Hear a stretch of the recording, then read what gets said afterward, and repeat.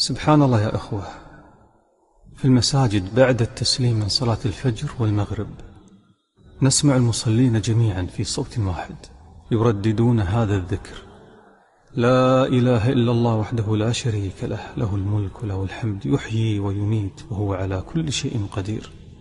يقولونها 10 مرات. لماذا هذا الذكر؟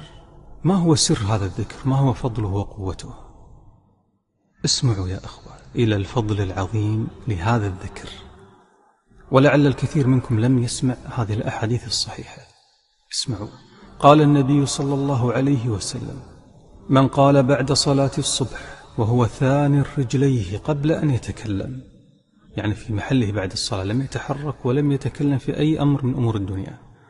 من قال بعد صلاة الصبح وهو ثان رجليه قبل أن يتكلم: لا إله إلا الله وحده لا شريك له، له الملك وله الحمد، يحيي ويميت بيده الخير وهو على كل شيء قدير، 10 مرات، كتب الله له بكل مرة 10 حسنات، ومحى عنه 10 سيئات، ورفع له 10 درجات، وكن له في يومه ذلك حرزا من كل مكروه وحرسا من الشيطان الرجيم.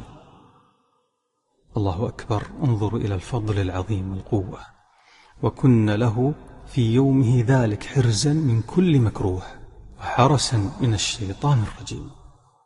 وفي رواية قال النبي صلى الله عليه وسلم: من قال لا إله إلا الله وحده لا شريك له، له الملك وله الحمد، يحيي ويميت وهو على كل شيء قدير، 10 مرات على إثر المغرب، يعني بعد المغرب، بعث الله له مسلحة يحفظونه من الشيطان حتى يصبح، وكتب له بها 10 حسنات موجبات، ومحى عنه 10 سيئات موبقات، وكانت له بعدل 10 رقاب مؤمنات.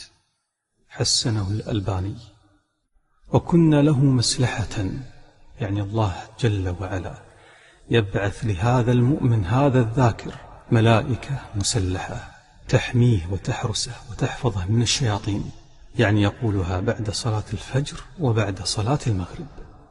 كلمة لا إله إلا الله قامت من أجلها السماوات والأرض، أقوى كلمة في الوجود.